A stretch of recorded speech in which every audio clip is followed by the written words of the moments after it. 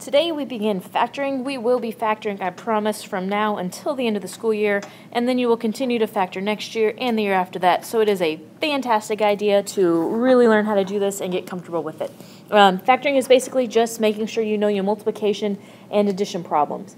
As long as you have some good number sense, you're not going to have too much trouble with factoring. The whole point of factoring is to take our equations or our expressions from standard form, so here you have your ax squared plus bx plus c, and put them into factored form.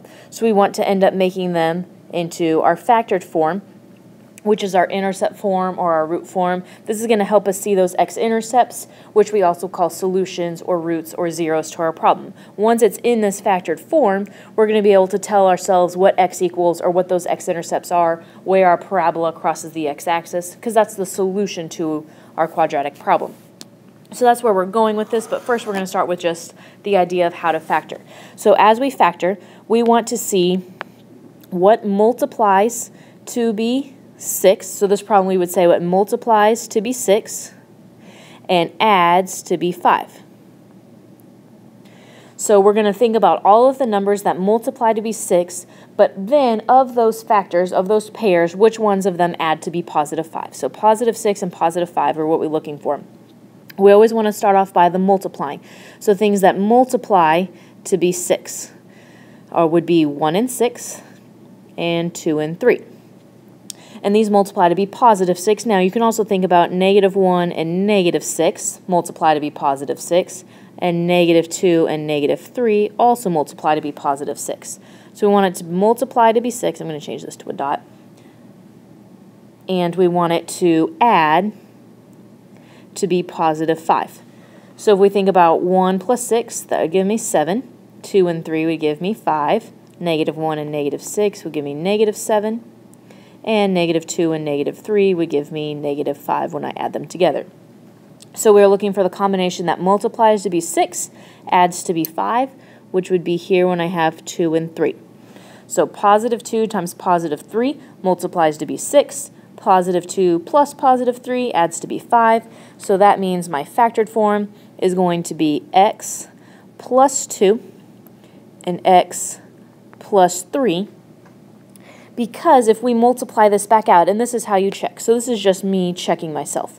So if we multiply this back out, we'd have x times x, which would give me x squared, x times 3, which would give me 3x, 2 times x, which is 2x, 2 times 3, which is 6, so that gives me x squared, plus 5x, plus 6, which is what my original problem was, so my factoring checks out. And we have this as our answer. So this would be the factored form. X plus 2, x plus 3 would be your factored form. Okay, the x and x come there because they multiply to give you the x squared. The 2 and 3 are where we end up getting our 5x and our 6 from. So if we continue on in that same manner, so now if we look at the second one, we have x squared minus 7x minus 18. So we want to multiply to be negative 18 and add to be negative 7. We know if we multiply to be negative 18, one of my numbers has to be negative. If they add together to be negative 7, the larger numerical value of those ones is going to be negative. So if we think about things that multiply to be 18, that would be 1 and 18. We want them to add to be negative, so I'm going to make the 18 my negative number. But if I add those together, I get negative 17, which is not what we want. So then we go to 2. So 2 times 9 gives me negative 18. 2 times 9 gives me 18. We want to multiply to be negative, but add to also be negative. So I'm going to make the 9 my negative, because negative 9 plus 2 would be negative 7. And if you notice, that's exactly what we want, so we can stop. If that wasn't, we would keep going and do 3 and 6 to get our next answer. So we know 2 and negative 9 multiply to be negative 18, add to be negative 7. Always think back through and check to make sure you're right, because it's very easy to kind of mess up your adding or your multiplying. And watch your signs. So this would be x plus 2 and x minus 9, because we have that negative 9. So you can think back through this. So this would be x squared minus 9x plus 2x, so minus 9 plus 2 would be minus 7, so minus 7x minus 18. It factors out, right? And so this would be our factored form. X plus 2, x minus 9. It doesn't matter which order they go in, so you could have x minus 9 times x plus 2. That's fine, but as far as it went today, that's just the order I went with. Okay, the next thing I might ask you to do is to factor and solve. So what we did before was just factoring. Now it's going to ask us to go one step further and actually solve. That's going to tell us our x-intercepts, tell us our roots. So that's going to tell us, hey, when you factor, our intercept form is telling me this value and this value, those x-intercepts, which are the solutions. So we're going to factor so we can find those 2 points. So if we look at this one, we've got x squared plus 7x minus 8. So again, we want to multiply to be negative 8 and add to be positive 7. So things that multiply to be negative 8, we've got 1 and 8. Now we want to add to be positive, so that means my smaller of these two numbers is going to be the negative one, because we want the bigger one to be positive, so when we add, we get a positive number. So we've got negative 1 plus 8, which happens to be positive 7, so we can stop there. If not, you would have gone on to 2 and 4, and so on and so forth. So negative 1 and 8 are the numbers that, whoops, I dropped my pen.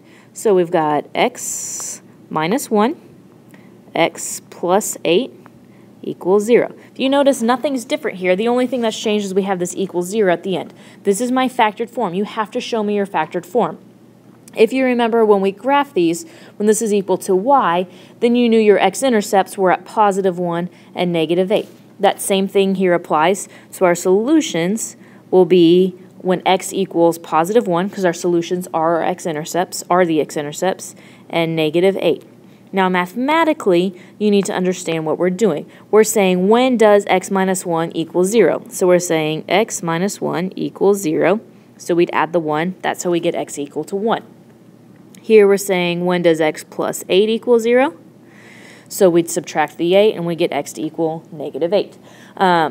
This middle part here is going to become even more important when we add in an a value tomorrow, so when we have a number in front of our x squared, but you need to understand mathematically how we go from factored form to our solutions. Okay, let's do one more. We've got f of x equals x squared minus 7x plus 12. So these directions would say write into intercept form and then find the solutions or find the intercepts or find the zeros. It's all a different way of doing the same thing. So we want to write this in intercept form, which means we need to factor it. So we want to know what multiplies to be 12 and adds to be negative 7.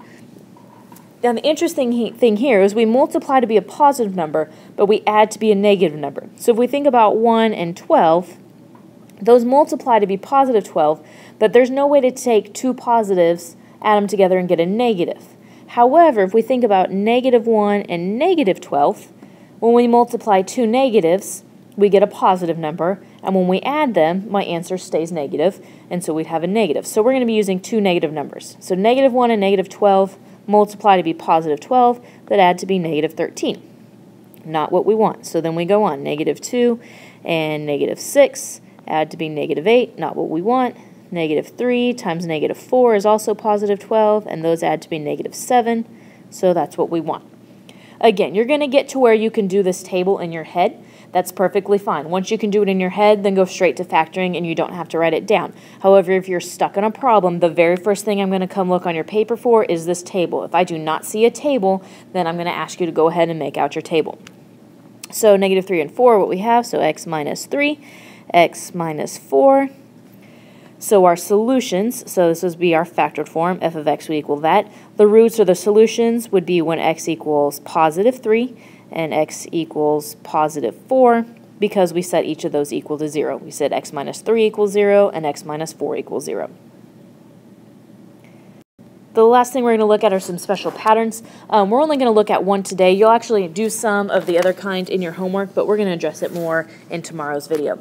So if we look at this, we've got x squared minus 9. What you should notice here is we don't have an x term. That middle part is missing. So if we think about our pattern, we want to multiply to be negative 9, but there's nothing in the middle, so it would add to be 0. That means they have to be the exact same number, So that way, but different signs, so they can add to be -9 and add, but multiply to be -9, but add to be 0. So if we go through the whole process on this one, and then I'll kind of show you the shortcut. So multiplies to be -9, that'd be 1 and -9, or -9 and 1. That does not add to be 0. 3 and 3 multiply to be 9, but we need negative, so one of them has to be negative. If we think about 3 plus -3, that gives me 0. So this would be x plus 3, x minus 3. This pattern is called the difference of squares. Let me write that up here. Difference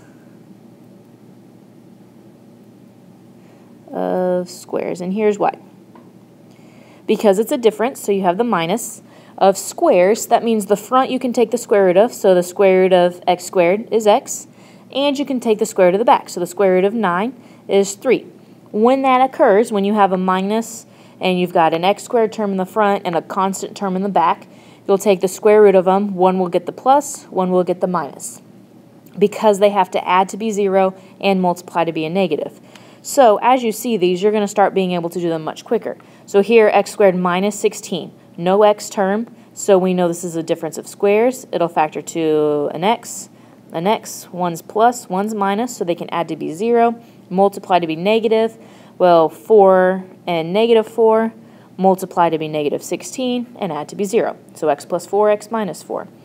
We come down here to x squared minus 81. We've got x plus, x minus, 9 and -9, multiply to be -81, and add to be 0. Even if you can't precisely take the square root of the second term, so like 5, we don't know what the square root of 5 is. It's a decimal, but we can still apply the same pattern. So this would still be x plus, x minus, and the second part is always the square root of this back number. So the square root of 5 is, for all intents and purposes, the square root of 5. So this would be x plus the square root of 5, x minus the square root of 5 would be how it factors. And then you could go in, if you wanted to go in and solve all of these, so if your directions say to solve, then this would be x equals 3 and -3 and 3. Or you could write it as x equals plus or minus 4. You can put this plus or minus sign in the front. That means positive 4 and -4. This would be positive 9 and -9. This would be positive root 5 and negative root 5.